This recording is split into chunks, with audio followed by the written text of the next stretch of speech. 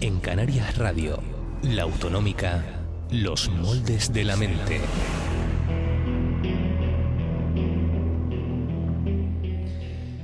¿Es más inteligente la persona que cuenta con un alto coeficiente intelectual o la persona que cuenta con un alto coeficiente emocional? Claro, el ser más inteligente va a depender para qué utiliza esa inteligencia. Es decir, si es más inteligente con un coeficiente emocional, cuando lo que tienes que hacer es manejar las emociones y enfrentarte a situaciones. Eres más inteligente a nivel de un coeficiente intelectual cuando lo que tienes que manejar son relaciones lógicas, aspectos puramente racionales.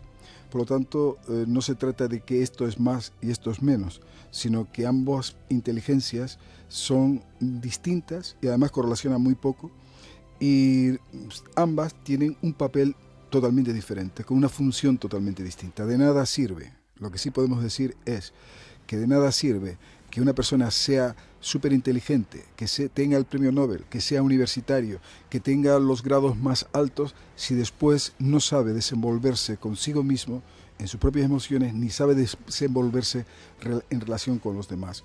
¿Por qué? Porque manejará los números, manejará las palabras, manejará los elementos espaciales, manejará los aspectos manipulativos y técnicos, pero maneja sus propias emociones, maneja las emociones de los demás. Es que eso supone una habilidad diferente.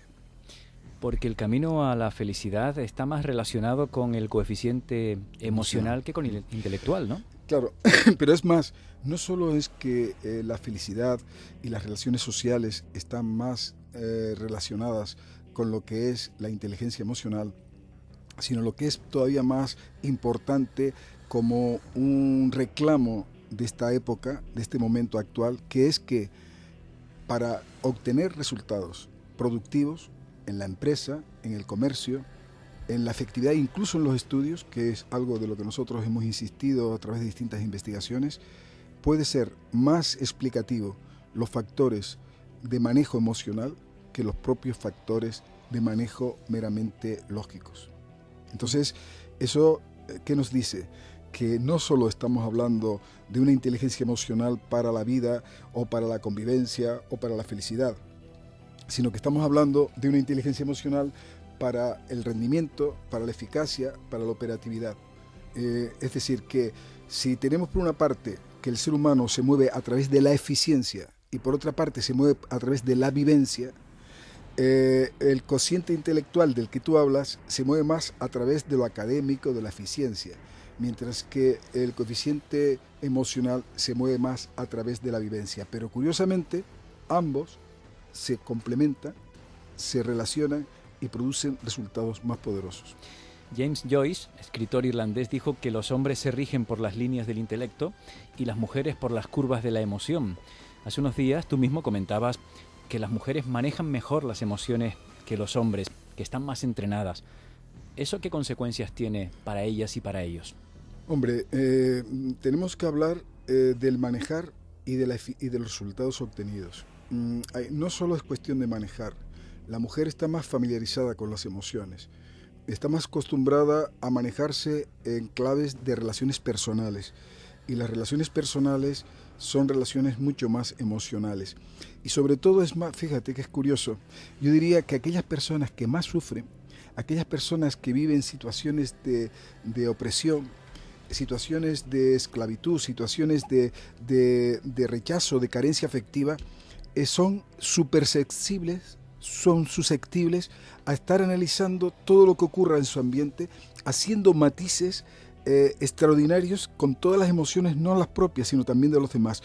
Pero cuidado, el conocer las emociones no quiere decir saber manejar las emociones. Pero es verdad lo que tú dices, que la mujer, al estar más acostumbrada a las emociones, sufre más, tiene más problemas, pero no tiene la respuesta tan rupturista, tan grave que suele tener el hombre, que se bloquea, es incapaz de encontrarse con sus propias emociones, y eso lo ves en la terapia muchas veces, que ves tú claro el problema, y a pesar de estar claro el problema, la persona no quiere afrontarlo porque le revuelve todas sus emociones y no está acostumbrado a mover sus emociones, porque mover sus emociones es mover su debilidad. Y lo que ha hecho toda la vida es huir de la debilidad. ¿Cómo se pueden controlar nuestros impulsos? ¿De qué manera? ¿A través de qué métodos se adquiere esa habilidad? Es muy difícil poder manejar las propias emociones si no somos conscientes de ellas. Lo primero que hace falta es ser consciente. Pero manejar las emociones, también hay que advertirlo, no es enterrar las emociones. Porque hay gente que cree que está manejando las emociones y lo que hace es matar las emociones. Lo que hace es desconectarse emocionalmente. Y eso es una manera que es pan para hoy, hambre para mañana. Es una fórmula para salir de paso, y ahí sí es más típica del hombre. El hombre actúa con más racionalidad, con más operatividad, busca soluciones, no se complica la vida, pero hurta el elemento emocional. Y por lo tanto es burdo en las emociones, lo mismo que puede ser burdo en el caso del hombre y la mujer, también los colores. La mujer a lo mejor está acostumbrado a trajes, a detalles, a elementos de la vida de tipo sensible, estético, que sabe discriminar lo que es un rosa de lo que es un naranja, de lo que es un violeta, de lo que es un fucsia, de lo que es un lila. Y el hombre a lo mejor no sale del rojo, para decirlo de alguna forma, del rojo, azul y amarillo, porque le falta capacidad discriminativa de colores, como falta capacidad discriminativa de emociones.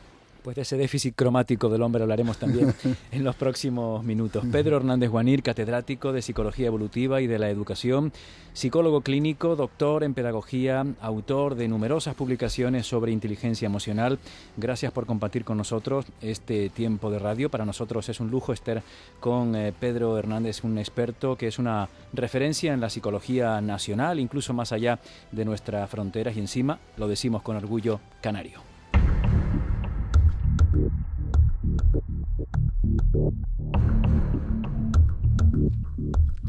Hoy en Los Moldes de la Mente, en Canarias Radio La Autonómica, hablamos de la inteligencia emocional, que es la que nos permite, como acaban de escuchar, comprender los sentimientos de los demás, tolerar las presiones que soportamos, por ejemplo, en el trabajo, y generar empatía social. Pero también nos ayuda a controlar nuestros impulsos, desarrollar métodos para motivarnos y mejorar nuestras relaciones. Saber vivir es una cuestión de inteligencia y el dominio de las emociones son las herramientas para disfrutar de una vida plena. El diccionario de la Real Academia Española define la emoción como la alteración del ánimo intensa y pasajera, agradable o penosa, que va acompañada de cierta conmoción somática. Daniel Goleman, psicólogo estadounidense que ha impulsado una teoría revolucionaria sobre la inteligencia emocional, afirmó que la habilidad de hacer una pausa y no actuar por el primer impulso se ha convertido en un aprendizaje crucial en la vida diaria. Gilbert Keith Chesterton, escritor británico, sostenía que la habilidad moderna no consiste en esconder la emoción, sino en afectarla.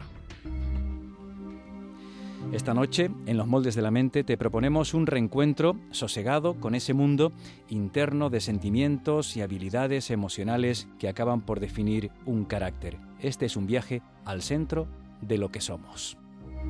Cada vez que veo tu fotografía, descubro algo nuevo que antes no veía. Y me haces sentir lo que nunca creí. Siempre te he mirado indiferente, eras tan solo un amigo y de repente lo eres todo, todo para mí. Mi principio,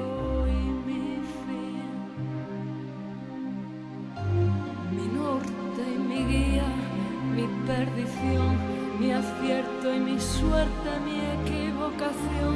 Eres mi muerte y mi resurrección. Eres mi aliento y mi agonía, de noche y de día. Dame tu alegría, tu buen humor, dame tu melancolía, tu pena y dolor,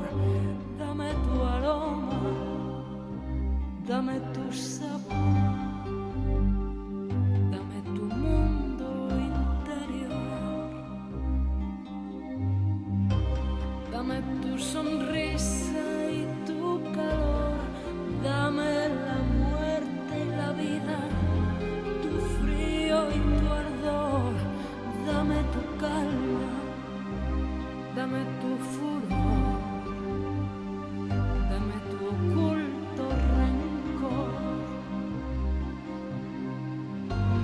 Mi norte y mi guía, mi perdición, mi acierto y mi suerte, mi equivocación, eres mi muerte y mi resurrección. Eres mi aliento y mi agonía, de noche y de día, mi norte y mi guía, mi perdición, mi acierto y mi suerte, mi equivocación, eres mi muerte y mi resurrección. Eres mi aliento y mi agonía, de noche y de día, te lo pido por favor.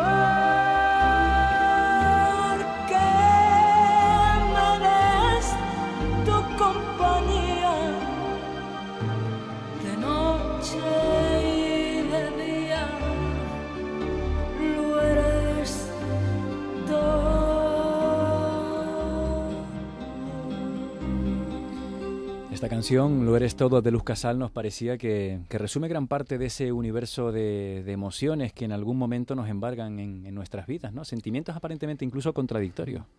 Sí, hay que pensar que la emoción, lo primero que hay que preguntarnos, antes incluso de hablar de inteligencia emocional, ¿qué implica la emoción? En este caso, te das cuenta cómo la música está suscitando, está acariciando, está despertando nuestras emociones.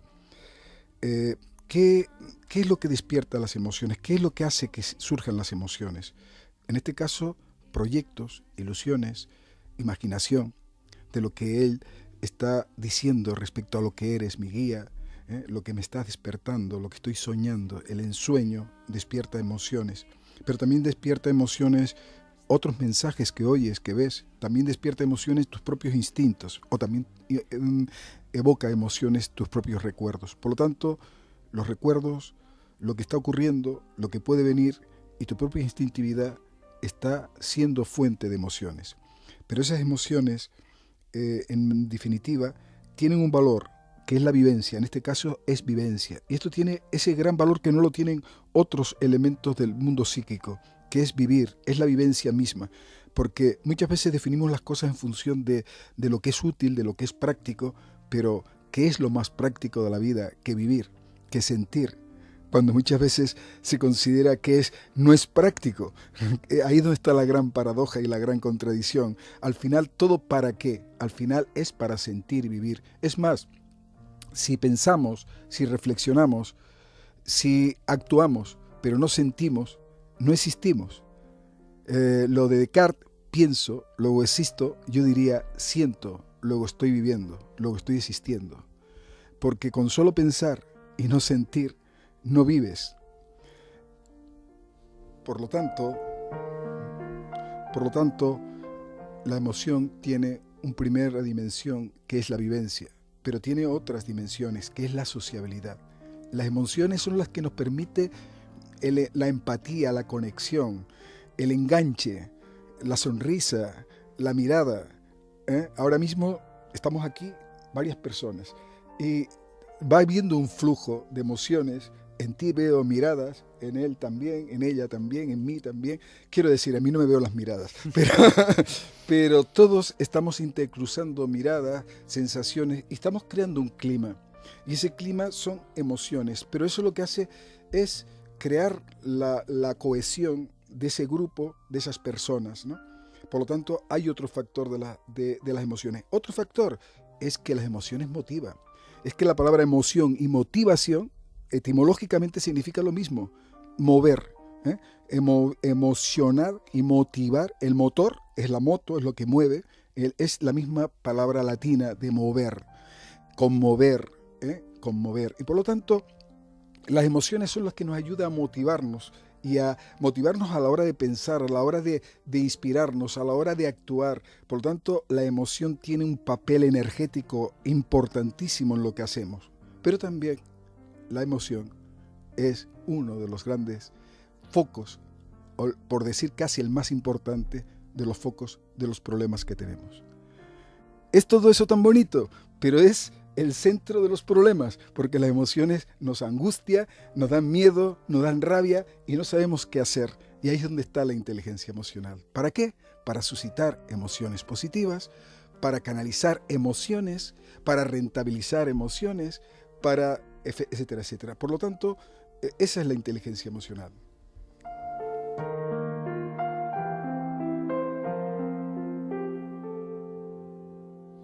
Quiero preguntar, Pedro, por algo que acabas de subrayar, la sociabilidad, el tema de la emoción, colectiva. La inteligencia emocional determina en gran medida la manera en que nos relacionamos y entendemos el mundo. Pero ¿en qué fallamos en esta era de la comunicación, o casi te diría de la interactuación, cuando tendemos a encapsularnos en nuestro propio mundo? Se nos está, parece, atrofiando el sentido de relacionarnos con los demás, ¿no?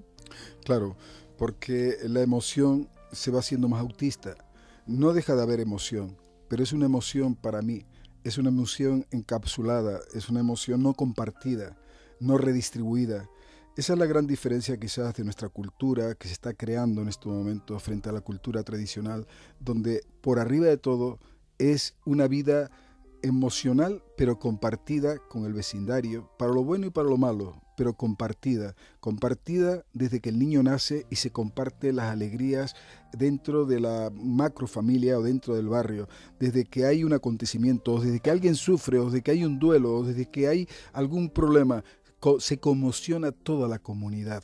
Entonces hay un elemento muy compartido. En el caso nuestro, cada vez va siendo más reducido y limitamos las emociones compartidas para momentos explosivos, para unos carnavales, para unas fiestas especiales, para una noche de jolgorio, pero muy superficial. Entonces es la emoción no compartida, sino explosiva, pero no la emoción sentida y participativa.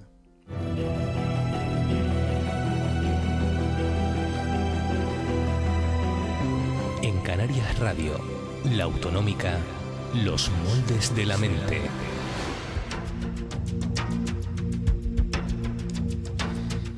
Es el momento de recopilar algunas de las noticias, de los informes que hemos encontrado en los últimos días referidos a este tema y que, como cada semana, nos trae Alexis Hernández.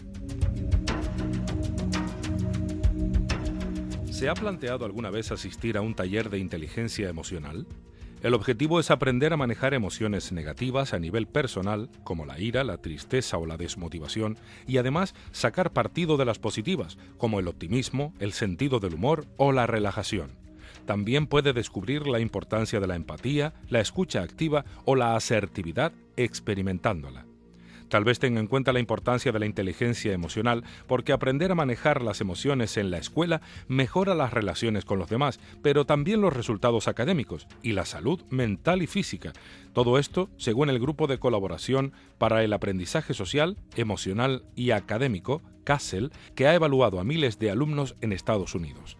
Si un niño está nervioso, enfadado o triste, le costará más aprender, ha subrayado Amy Mart, investigadora del Departamento de Psicología de la Universidad de Illinois, en Chicago, y del Grupo CASEL, cuya misión es analizar los resultados de los programas de inteligencia emocional que se aplican en las escuelas norteamericanas.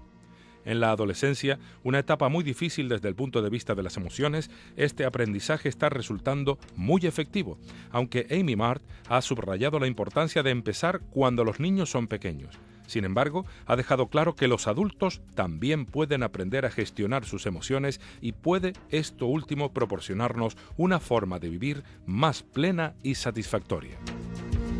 En esto, Pedro, como en otras materias, ¿los americanos van por delante del resto? No, aparte que no es tan verdad eso de la inteligencia emocional dicha de esa forma. Todos los resultados vienen a decir que incluso varias tesis doctorales no vienen a explicar eso frente a lo que Goleman pensaba, que por cierto hay que decir que el autor de la inteligencia emocional no es Goleman, es Salovey Mayer, Goleman lo que es el divulgador de ella a través de su libro. Pero lo que nos viene a decir es que la inteligencia emocional Goleman la proponía en el siguiente sentido. Decía, si el cociente intelectual mide un 20%, pues el 80% restante lo medirá la inteligencia emocional. Y eso, tal como está hoy concretada la inteligencia emocional, no es cierto, porque no lo explica. En cambio, nosotros cuando hemos escrito el libro, más allá de los moldes mentales, más allá de la inteligencia emocional, lo que queríamos demostrar que los moldes mentales son los elementos, estrategias más características de la inteligencia emocional, y muchos de esos moldes sí llegan a explicar un porcentaje superior a lo que explica la inteligencia racional, el cociente intelectual. Pero por eso no basta decir inteligencia emocional en general, sino qué estrategias de la inteligencia emocional, qué moldes mentales de la inteligencia emocional son lo que realmente explica el rendimiento. Y eso, concretamente aquí en Tenerife, nosotros lo hemos visto con niños en matemáticas, que se veía claro que explicaba un 33% del rendimiento, los moldes mentales, frente a un 5 o un 7% el cociente intelectual. Y eso sí es significativo y sí es importante.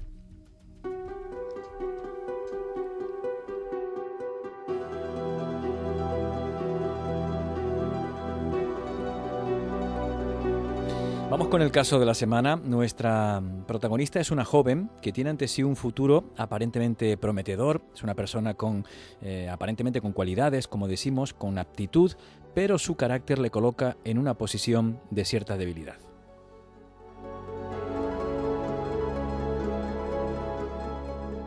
Estoy muy preocupado por mi hija, que ya tiene 29 años. Desde siempre he visto que es muy impulsiva al reaccionar ante lo que se le dice. Esto no es tan malo. Lo peor de todo es que se enfada y se irrita por cualquier cosa. No hace mucho, ella estaba preocupada por no encontrar trabajo, y hace unos días consiguió justo el trabajo que siempre había deseado. Al mismo tiempo, ella está haciendo un máster en la universidad. Hay que reconocer que es muy inteligente, pero Dios mío, en la primera entrevista con el jefe del nuevo trabajo le pregunta cuál va a ser su horario para encajar sus estudios. Esto provocó desagrado en el jefe por ver su falta de disponibilidad, pero es que ella reaccionó peor. Lleva indignada todo este tiempo por este cuestionamiento de su jefe, incluso le ha cogido fobia a él y al trabajo. Yo me pregunto, Dios mío, ¿qué es lo que está fallando en esta chica? Porque además está convencida de que tiene la razón. Tengo la impresión de que estamos ante una persona efectivamente impulsiva, inteligente desde el punto de vista del coeficiente, pero a lo mejor no tan inteligente a la hora de saber manejar sus emociones, ¿no? Justo, curiosamente, lo que está fallando en esta chica es su inteligencia emocional.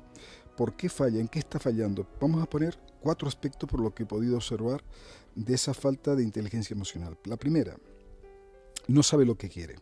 Es decir, sí sabe lo que quiere, pero hay una focalización en la carencia.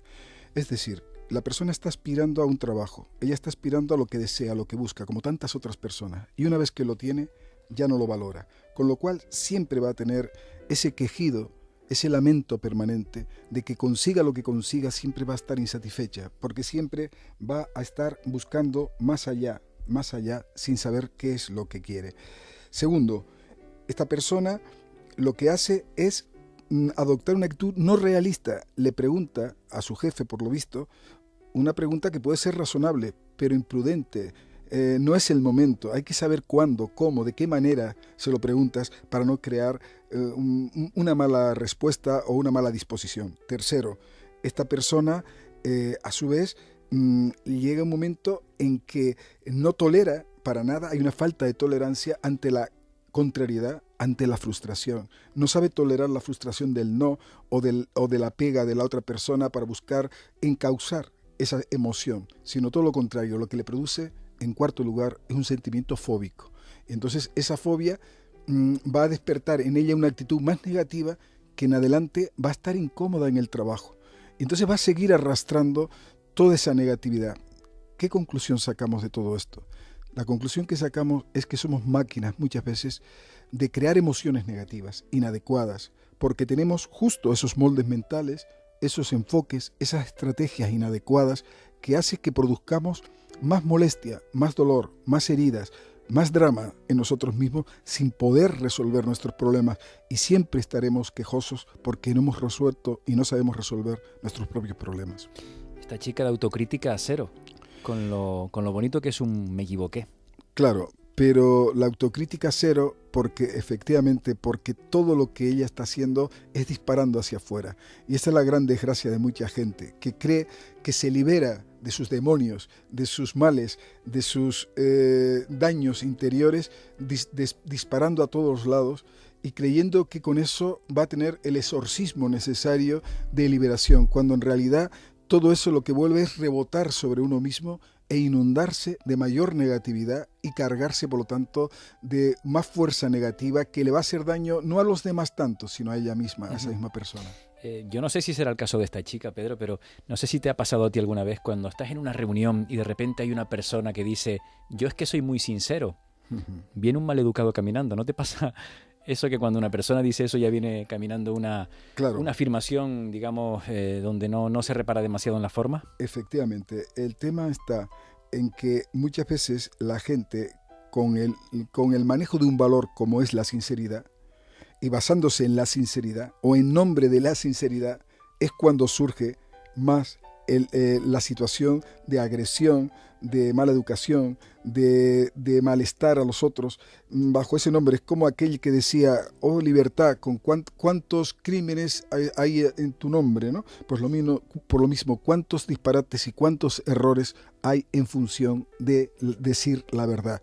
¿Pero es que decir la verdad es malo? No, al contrario, hay que ser asertivo, hay que decir la verdad, pero ser asertivo no es solo decir la verdad, ser asertivo es saber decir la verdad, no solo decirla, saberla decir cuándo, cómo, de qué manera y cuáles son las consecuencias. Y con educación.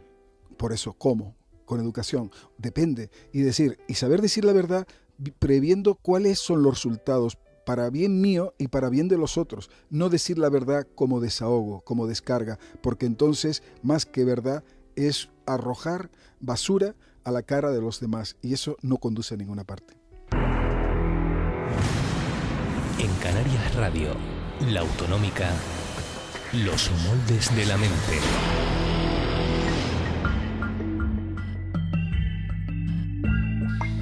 Vamos a conocer las opiniones de los profesionales de Psicomol, es decir, vamos a contactar con el equipo del profesor Pedro Hernández Guanir, un equipo que colabora con este programa y que está, como saben, a su disposición en el teléfono 922-634985, 922-634985. También en la red, en Psicomol Proyecto, en Facebook, Los Moldes de la Mente, o en Twitter. Pueden contactar y van a encontrar la respuesta de unos profesionales especialistas en investigaciones y aplicaciones basadas en los diferentes enfoques y estrategias mentales. No llamen ahora porque Pedro Hernández no les puede coger el teléfono, que está aquí en la radio con nosotros. Vamos con la pregunta número 1. ¿Cómo se traduce, cómo se percibe la falta de inteligencia emocional? ¿Qué perfiles son los más característicos? Responde Adey Hernández. Sí, la falta de inteligencia emocional la he visto en personas que se descontrolan, que no toleran la realidad, que explotan fácilmente. Y esto suele ser característico de los moldes de cómo es posible, de los moldes de imantación por lo imposible o de focalización en las carencias. Son moldes o modos de enfocar la realidad en los que no se logra admitir la realidad tal cual es y se crea un choque entre lo que uno espera y lo que es, y es ahí donde surge el descontrol emocional.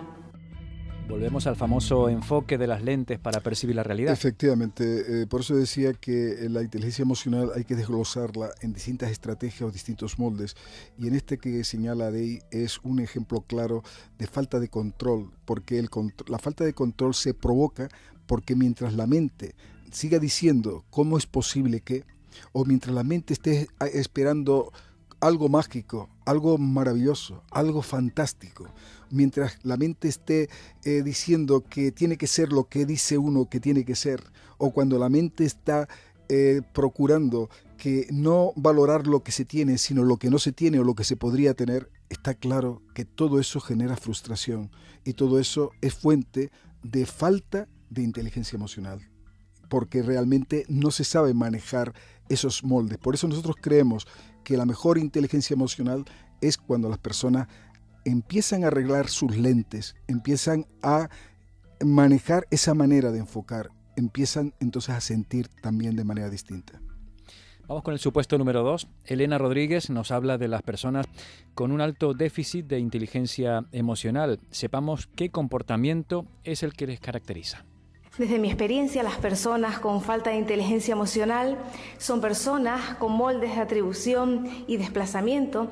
Estas personas se caracterizan por no saber encajar la realidad, llegarse a plantear explicaciones de todas aquellas cosas que les suceden.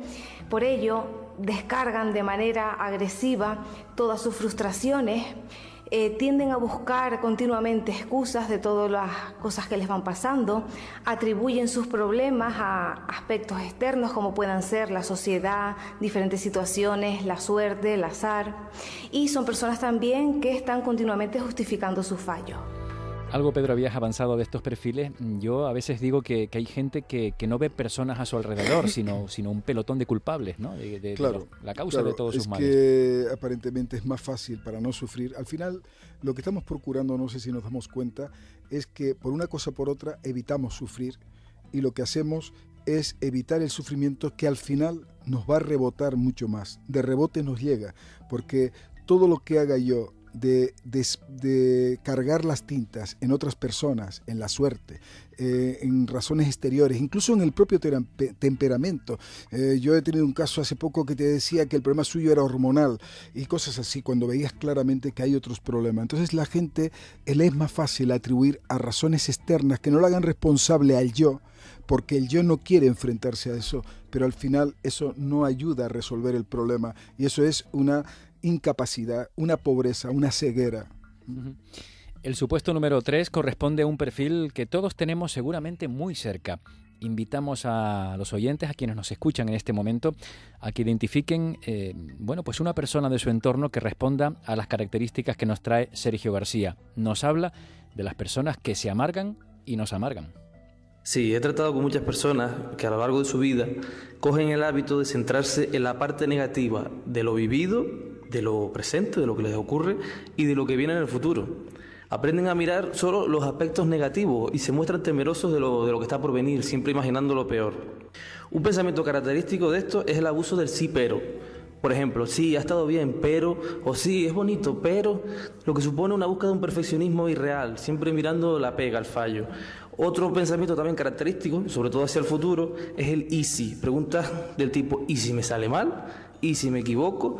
¿Y si hago el ridículo? Pues esto lo que refleja es una gran inseguridad. La experiencia me dice cómo a la base de estos pensamientos está una baja autoconfianza de estas personas en sí mismas. Por lo tanto, estos moldes reflejan una falta de inteligencia emocional. Hay mucha gente así, ¿eh? Claro, porque la negatividad está muy relacionada con la baja autoconfianza. Entonces, en la medida en que nuestra mirada sea negativa, más inseguros somos, y al revés, cuanto más inseguros somos, más es negativa la imagen que tenemos de los demás y de nosotros mismos. Entonces, ¿qué hay que hacer ante eso? Hay que desconectar toda la negatividad. Lo primero hay que hacer un vaciado de la negatividad, hay que hacer un valor del propio yo, pero mientras tengamos eso, mientras estemos condicionados por la marea negra que hay dentro de nosotros y que nos ennegrece y nos oscurece de alguna manera, eso hace que no veamos las cosas limpias, claras y transparentes. No podemos vivir con disfrute, no podemos tener inteligencia emocional. Y el último supuesto, el número 4, nos parece pues muy interesante y más difícil de evaluar. Nélida Bernardos nos habla de las personas de un perfil más frío, más sereno, que reporta sin duda ventajas, pero en no todas las situaciones. Yo la falta de inteligencia emocional la he visto sobre todo en personas con tendencia evitativa. Personas que matan sus emociones para no sufrir. Estas personas pueden dar la falsa impresión de dominio y control emocional, sobre todo en determinados contextos. Pero este bloqueo emocional no es inteligente. Pensemos en el caso de un hombre que es coordinador de un cuerpo de bomberos. En su día a día tiene que manejar conflictos, negociar, resolver problemas con urgencia y enfrentarse a situaciones complejas y de riesgo. Su frialdad emocional le va a ayudar en estos casos, ya que puede dar una respuesta rápida y efectiva, a la vez que transmite seguridad y control a su equipo. Ahora bien, este mismo hombre, cuando llega a casa con su pareja, es frío, adopta una postura de espectador, como si nada tuviera que ver con él. Incluso ante las quejas o problemas de su mujer intenta dar soluciones prácticas. ¿Con esto qué quiero decir? Que la inteligencia emocional consiste en saber en qué momentos hay que ponerle freno a la emocionalidad y en qué momentos hay que soltar el freno e implicarse. Sí. O sea, que apagas incendios en el trabajo y generas fuegos en casa. Efectivamente. Y hay una cosa que sí me preocupa cada vez más, ¿no? Quizás porque lo he visto esta semana y semanas anteriores. Gente que te llega porque está apática, porque su problema es que no siente ni padece, que se siente frío, sin emocionalidad. A lo mejor ha resuelto una serie de cuestiones para andar por casa, pero se siente apagada, se siente sin entusiasmo, sin ilusión. Entonces, tú tratas de entrar dentro de esa persona, tratas de llegar a su mundo profundo, tratas de suscitar sus sueños, su fantasía, su imaginación para despertar esas emociones. Y entonces la persona se estremece.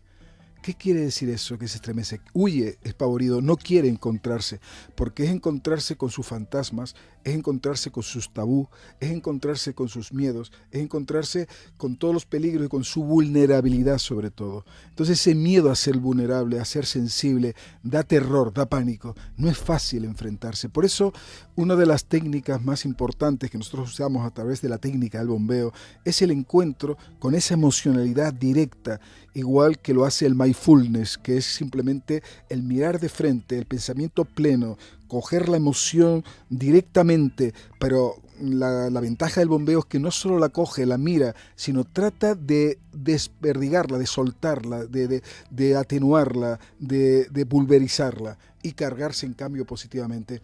Sin eso es imposible tener una inteligencia emocional.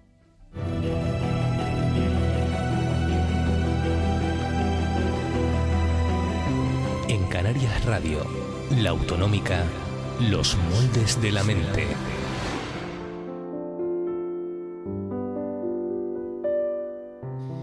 Hay emociones que cuestan mucho controlar, por ejemplo, enfadarse.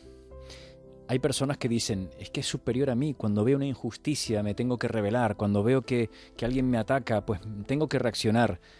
¿Puede aplacar ese pronto a alguien con un mínimo de autocontrol? Sí, y una de las razones es la que señalaba antes, el cómo es posible que... Es decir, la injusticia existe, y es curioso porque las personas, por ejemplo, más neuróticas, más paranoides, hablan mucho de injusticia, hablan menos de justicia, pero hablan más de injusticia. Y de hecho, en mi tesis doctoral, hace muchísimos años con el doctor Pinillo, en los años 73, 74, una de las cosas que me llamó la atención es precisamente eso, que la palabra justicia correlacionaba con personas con un gran equilibrio, mientras que la búsqueda de el señalar temas como hipocresía, mentira o injusticia estaba muy asociada con personas más desconfiadas, más recelosas, más susceptibles, más vulnerables, más débiles, entonces, o más paranoides. Entonces, ¿qué quiere decir eso? Que de alguna manera el enfoque mental, el molde mental de decir cómo es posible que eso nos altera y además lo volvemos a repetir una otra vez y nos crea un eco, nos crea una resonancia, con lo cual nos vamos alimentando más y más y nos va creando mayor malestar. Lo que hay que aprender es posible. Si es posible, todo es posible, aun lo imposible es posible. Mentalizarse en ello poquito a poco es una forma de ir cambiando. Hay enfados que duran 5 minutos, pero hay enfados que duran años. Eso es terrible. ¿Qué hay detrás de eso? Detrás de eso hay una situación, una pobre situación de alguien que no sabe gestionar sus emociones. Porque desgraciadamente esas personas, aún con todas las razones para odiar, para todas las razones para sentirse herido, con todas las razones para sentirse víctima, que las pueden tener, no se dan cuenta que manteniendo eso en su almacén, en su alacena, en su despensa o en su mochila, lo que hacen es alimentar más sufrimiento y más dolor con ellos mismos. La injusticia que los otros hacen conmigo, mientras yo la mantengo, lo que estoy haciendo es criando más cuervos, criando más molestia, más dolor, más sufrimiento, es darle más posibilidades al castigo que los otros nos hacen a nosotros. Qué terrible es eso, qué terrible. Por eso hablar de perdón nadie lo entiende, porque parece que es una tontería, y el perdón es fundamentalmente higiénico.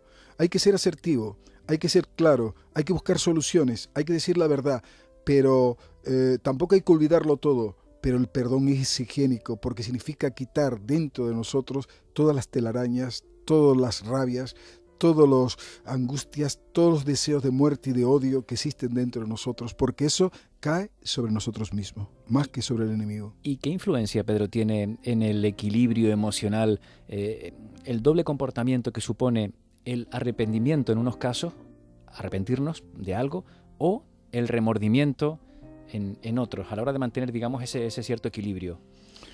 ¿Cómo nos afecta eso? Sí, vamos a ver, el remordimiento es otra manera, es muy parecido a la venganza, pero en vez de ser hacia los demás, es hacia nosotros mismos.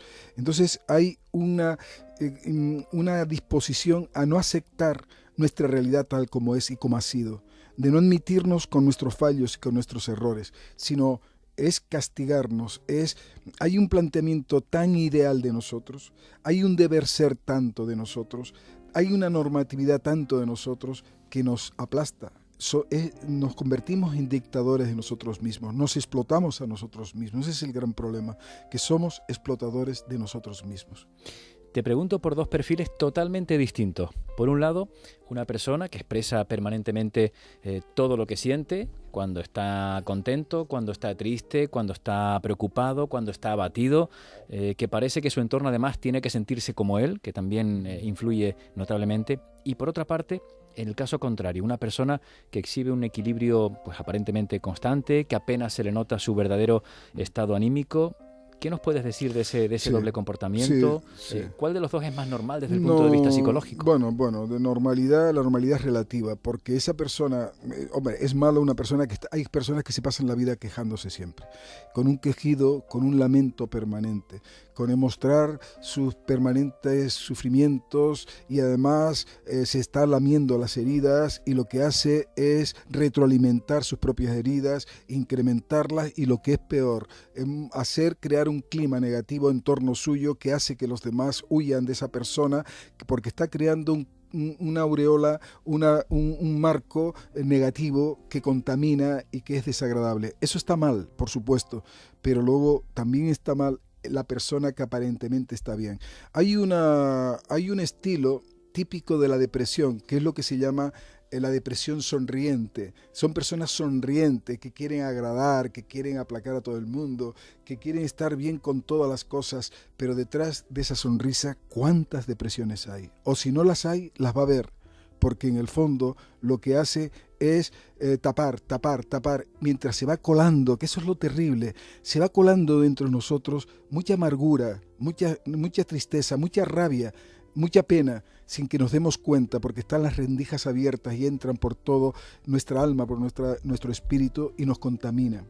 Eso te iba a decir, hay personas que aparentemente tienen un comportamiento equilibrado, pero después interiormente son un auténtico hervidero de emociones, ¿no? Son hervideros de emociones y que, curiosamente, lo típico es, por ejemplo, la inflación de sección, que es un molde, se caracteriza por imaginar cosas maravillosas, sonrientes, son personas que son como muy optimizadoras.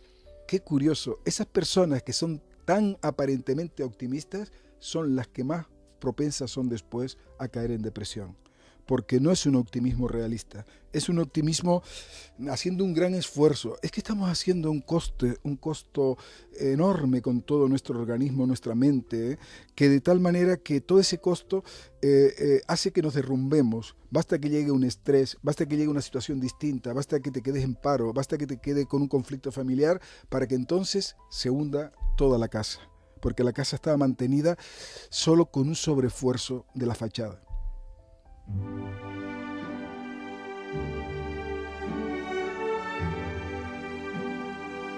Es hora de decir adiós.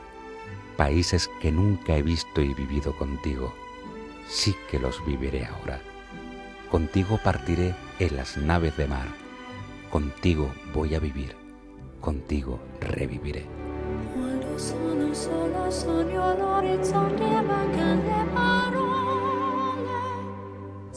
So che luce, luce in una stanza quando manca il sole. Se non ci sei tu con me, sì.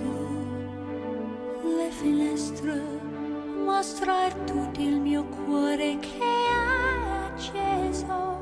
Chiudi dentro me la luce che ha incontrato per strada. Time to say goodbye. Paesi che non ho mai veduto e vissuto con te. Adesso sì li vivrò con te. Partirò su navi per mari che io lo so non esistono più. It's time to say goodbye. Quando sei lontana sogno all'orizzonte e manca le parole. E io sì lo so che sei con me, con me. Tu mia luna, tu sei qui con me. Mio sole, tu sei qui con me, con me, con me, con me. Time to say goodbye.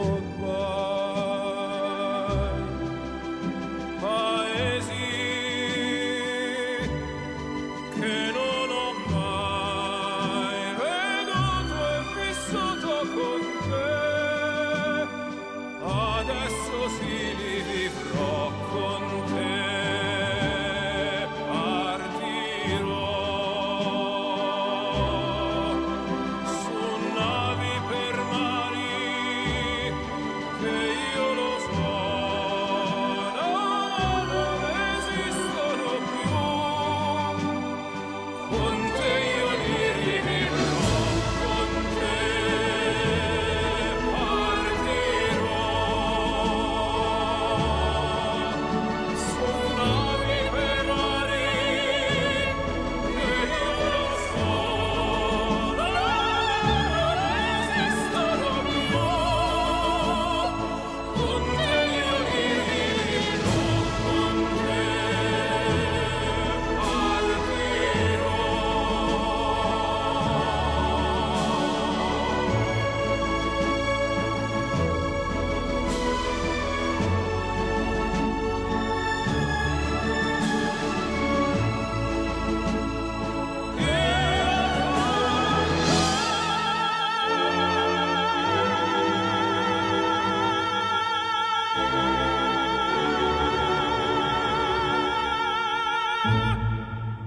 Una canción inolvidable en las voces de Sarah Brightman y Andrea Bocelli. No sé si es una canción inteligente, pero emocionante seguro, Pedro. Sí, es inteligente y es emocionante, porque hablando de inteligencia emocional e inteligencia para la vida, si yo creo que hay dos cosas en la vida que hay que hacer constantemente, es por una parte dar la bienvenida a distintas cosas cada día y en cada momento, y decir adiós a muchas otras cosas cada día y en cada momento.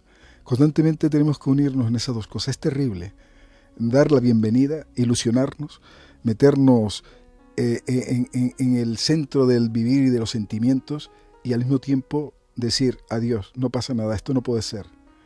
Ese juego, qué difícil es, ¿verdad? Pero ahí es donde está el equilibrio de lo que implica la inteligencia emocional. Dar la bienvenida y decir adiós, que es lo que ha hecho Bocelli en esta canción, ¿no? Esa es la magia de la vida, ¿no? Esa es la magia de la vida. Final. Sí, porque es la vida y la muerte. Y de hecho vivir es saber morir un poco cada día, y al mismo tiempo nacer en cada momento, ¿no? Y hablando de vida y muerte, Pedro, en caso de un suceso imprevisto, un accidente, te pongo, por ejemplo, el naufragio de un barco, lo normal... Titanic, por ejemplo. Por ejemplo, que estamos ahora ya en el centenario, ¿no? Lo normal es reaccionar con histeria, estamos metidos en medio de un auténtico caos, en medio de la confusión, pero siempre hay una especie de héroe que aparece por ahí, alguien que hace gala de unos nervios de acero y que es capaz de liderar una situación de caos. ¿Cómo es posible ese aplomo tan exagerado? Pues fíjate que esto viene muy a cuento con lo que hemos hablado de uno de los moldes, que es la disociación emocional. Es negativo desconectar las emociones porque no estamos viviendo, porque matamos la vida. Pero un aspecto de la inteligencia emocional es saber aparcar en un momento determinado las emociones para ser operativo y resolver los problemas. Por lo tanto, las cosas no son tan fáciles de sí o no, blanco o negro, emociones sí, emociones no.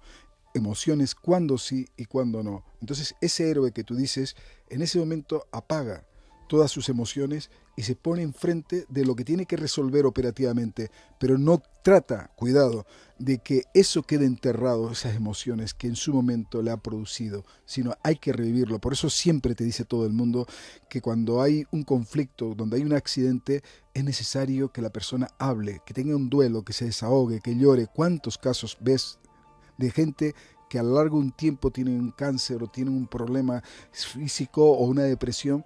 Porque vas descubriendo, te das cuenta que han encapsulado esa emoción, o ese dolor por enterrarlo, por no haberlo afrontado, y sale por otro lado como un volcán que busca nuevas bocas. Hemos encontrado un fragmento de una película que batió récords de taquilla en 1978. Basada en un hecho real, El Expreso de Medianoche relataba la terrible experiencia de un ciudadano americano encarcelado en una prisión turca tras ser detenido por posesión de droga en el aeropuerto de Estambul. Tras pasar 3 años y medio en prisión, en unas condiciones infrahumanas, le anuncian que en 53 días quedará en libertad. Ocurre que se celebra un nuevo juicio y es condenado a cadena perpetua. Esta es la escena del momento, uno de los momentos culminantes de la película, del juicio. En apenas 2 minutos vamos a percibir diferentes emociones que pasan por el perdón, el autocontrol, el enfado, el odio y la pérdida de nervios. Su protagonista es Billy Hayes y se dirige en estos términos al juez. Mi abogado tiene gracia. Me dice, cálmate, Billy, no te alteres, no te pongas nervioso, sé bueno. Y yo te conseguiré el indulto, la amnistía, el perdón, esto, aquello, lo de más allá. Me ha repetido esto durante 3 años y medio. Y yo he procurado no alterarme. Me he portado bien. Pero ya me he cansado de portarme bien. Porque ustedes me hicieron creer que me quedaban 53 días. Ustedes me pusieron 53 días delante de la cara y después me los arrebataron. Y usted, ¡bu! Me gustaría que estuviera en este momento donde yo estoy y sintiera lo que yo siento, porque entonces conocería algo que no conoce, señor fiscal. La piedad. ¿Sabría usted que el concepto de una sociedad se basa en su capacidad de piedad, en su sentido del juego limpio, en su sentido de la justicia? Pero eso sería como pedir a un oso que descargue la mierda en el retrete.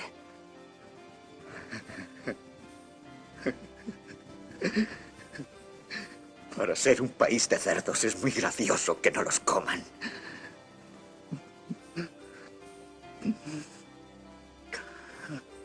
Jesucristo perdonó a sus verdugos, pero yo no puedo. Les odio. Les odio. Odio a su nación y odio a su pueblo. Y me cago en sus hijos y en sus hijas porque son cerdos. Usted es un cerdo. Todos son cerdos. ¿Qué fuerza tiene este monólogo? Es impresionante y nos podemos identificar de alguna manera todos por algo, por alguna ocasión, en menor grado. No como el tren de medianoche, el expreso de medianoche. Pero sí es cierto que hay razones muchas veces para explotar. y que es muy difícil mantenerse y controlarse, porque hay un momento de desbordamiento. Si te mantienes, vale. Pero también si explotas, vale. Pero lo que no puedes hacer es seguir explotando permanentemente en todo el proceso de tu vida. La gente que está en los campos de concentración lo sabe muy bien, que muchos murieron de angustia, aniquilados, deprimidos, se suicidaban, mientras otros sobrevivieron y se hicieron más fuertes, pero porque no rumiaban ese sentimiento de incapacidad, de aplastamiento, como pasa en este caso.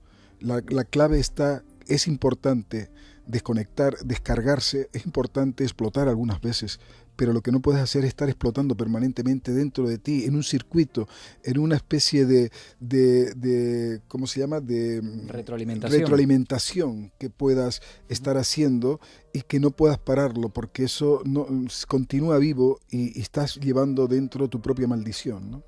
Hay que decir que 1 año y medio después de celebrado el juicio, volviendo al fragmento de la película, Billy Hayes logró escapar de la prisión. Estamos ya en la recta final, Pedro, nos quedan apenas 5 minutos, menos incluso. Te quiero preguntar por algo que tiene que ver también con la óptica de los canarios. En Canarias da la impresión de que tenemos una cierta habilidad social para los demás, pero ¿cómo manejamos nuestras propias emociones? ¿No somos un poco retrincados, como decimos por aquí? Sí, vamos a ver. Yo creo que hay una gran capacidad, en líneas generales, yo lo dije en los años 76-77 en Natura y Cultura, hablando de la psicología del hombre canario, la capacidad que tenían los canarios en general para percibir, para captar, para lograr discriminar a las otras personas, aunque no lo fueran a manifestar. Pero el gran problema del canario, que eso es una gran virtud, estaba la falta de asertividad. Esa falta de asertividad que la han puesto en relieve muchas personas y que la hemos visto, es decir, la asertividad del canario es muchas veces a base de la broma o a base de la indirecta, muchas veces, o de la susceptibilidad, pero no de hablar claramente, decir las cosas claramente, hablar buscando soluciones y afrontándolo directamente. Pero aquí está claro que existe una psicología de colonizado, que es típico de todos los pueblos que han sido colonizados, el no ser directo, el vivir con suspicacia, con recelo. Ese es un gran problema. Y por eso yo creo, Juan Carlos, que la poesía de un hombre tan extraordinario, un poeta tan extraordinario que se celebra en Canarias como es Pedro García Cabrera, ¿no? El poeta Gomero. El poeta Gomero, cuando hablaba de la isla, de esa isla que algún día no haya silencio, es una isla que está muda, que lo domina el silencio, que empiece a hablar, porque realmente hay como un murmullo, un rumor interno, un quejido, pero no hay una capacidad de expresión, de decir las cosas directamente. Ahí empezamos a liberarnos de nosotros mismos, porque es liberarnos de nuestros miedos, porque no es tanto de los miedos exteriores como de los miedos interiores. Los verdaderos verdugos están dentro de nosotros.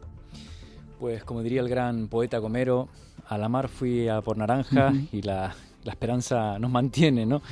Abreviando un poco esos versos del gran poeta de Pedro García Cabrera. Bueno, Pedro, pues hemos llegado al final. Seguramente nos han quedado muchas cosas por el camino. Podemos dedicar otro programa seguramente a este tipo de contenidos, porque la verdad es que dan mucho de sí. Así que próximamente abordaremos seguramente otros contenidos vinculados a este asunto que nos ha ocupado hoy en Los Moldes de la Mente, aquí en Canarias Radio, la Autonómica.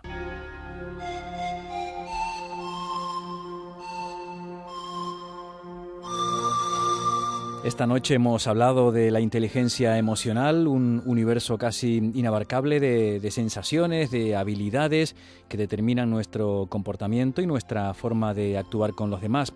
En la realización y ambientación del programa estuvo José Felipe Pardellas, aquí ante el micrófono Juan Carlos Mateu. Damos las gracias también a Mila, un oyente que ha venido a ver en directo el programa de hoy. No olviden que, además, en estos tiempos de tanta apariencia, los sentimientos y las emociones son la expresión auténtica de quienes somos de verdad. Gracias. Buenas noches.